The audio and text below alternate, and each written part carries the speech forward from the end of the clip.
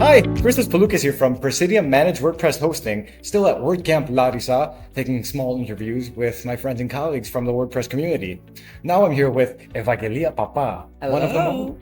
Evangelia Pappa is one of the most iconic members in the Greek community. She's been doing this for how long? I think at least 9 years. That's almost a decade. Yeah. And she looks so young. I'm not. We're all a little older than I guess we look. But how do you feel? How do you feel about Larissa? Larissa. How do you feel about WordCamp being in Larissa, your hometown?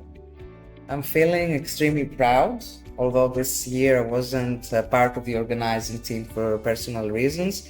I'm feeling really proud for my team, for the organizing team, for the volunteers, for everyone who contributed to this WordCamp event. I'm very thankful for the sponsors, for the speakers, for everyone who has put in their time, their money, their efforts in order for us to have this amazing event. This was the first time in Larissa, our hometown. It's the fifth biggest city in Greece, with a very active meetup since 2015, actually, since September 2015. And the team members of the organizing team have been team members organizing WordCamp Athens, WordCamp Thessaloniki in the past, and I think it was about time and a very big dream of ours to bring WordCamp in Larissa. So we're excited. And it had a great turnout too. That's what I was saying with the other people.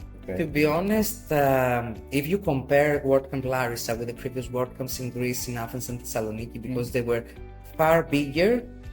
Some numbers I can give you from previous events were like in Athens for 680 people was the biggest one that I think that we had. Thessaloniki also had around 500 people. So you can consider 240 people for WordCamp Larissa a small event for the Greek data though. Because in other countries it is very normal and expected that a meetup is around, a WordCamp is around 100 people, 50 to 150 people. For like this. So yes, that would be normal. In Greece, because of the morphology of the country and the fact that we have the islands that are very far away, or the mainland, for example, from Evros to Athens is a very long way, it's normal that people will spend some more time to travel, some more money to travel in order to be able to join a specific WordCamp. So we were trying to make it happen in multiple cities. And that way you can give the opportunity to people that are very far away to be present in the event, to feel the vibe, to be able to network, because it's not only about presentations and workshops, but it's also about the people. Actually, it's all about the people. It's all about the people, the community, our friends actually. Most of the people end up being our friends too. That's pretty true. Inside and outside of WordPress. I think, okay, so my first question was going to be what unique qualities you think Larissa brings to the WordPress community that were like showcased in this event, but I think you kind of covered it. Is there something else maybe?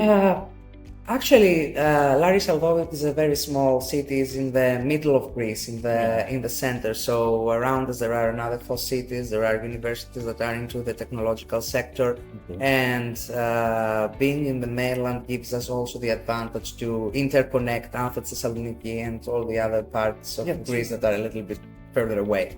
It's like an even distance too. Almost even. Almost not Thessaloniki. Not exactly even. It's like. Athens is around 4 hours distance from Larissa, and Thessaloniki is around 2, for example. We've got Mount Olympus here too. Oh yeah. It's fun for, I don't know, anyone that has like hiking. Climbing? Yeah, climbing stuff. Taking into WordCamp and then go for a hike. So true, and several other things like people don't really understand that Greece is not only touristic in the islands. No, although people know mostly Mykonos, Santorini, or Athens as the capital. However, in the mainland we can find amazing places like Meteora with the monasteries, or lakes, mountains, several other places. Yeah, that's completely true. Well, I know because I've been here since 2010, but I can definitely understand why people would think Greece is open for the islands. Let's move on to the next question. So, you're someone who works in HR and has worked in HR for a long time. You work at a different managed WordPress hosting business. As someone who works in HR, what do you believe are like important skill sets for people that want to join our industry? I think it doesn't have to do only with the skill set or only with the specific industry about hosting companies around WordPress. I think it has to do mostly about what exactly someone is searching when they're searching for a job. Hummus. And what exactly the company who is recruiting is searching in someone in order to onboard them. Okay. That means, except for the skill set someone needs in the technological sector, depending on the job position always, because not all the positions need the same skill set, you will need to have some specific soft skills, as we call them. Human skills. That's a tough one. Yes, social skill set, for example. And that depends also on the company you're going to be working with, and to see if there is a connection between you and them. Because you might find a job position that fits your skill set, but you don't really enjoy the recruitment or onboarding process in the end, or you realize that you won't be a good fit for this company in the future. And this is very important also for the company in order to be able to have retention of their employees. And at the same time to confirm that HR is assisting both the employee and the employer when it comes to benefits and other aspects of the job position. Okay, so that last point brings me to my final question. You mentioned HR being there for both business and the employee. What are some common misconceptions on that topic for within a tech-focused managed WordPress environment? This is something I have been discussing for a long while with team members, and not only team members of my company, but also friends from the community in other places. When somebody starts working in HR, they will realize, because people bring stories from their history, from the past, previous job positions that they used to be holding, or companies they used to work that aren't necessarily in the technological sector and aren't necessarily remote. That means people feel HR is something bad. They're here only in order to fire you or give you a warning or something pretty negative. Therefore, it's never fun to hear from HR.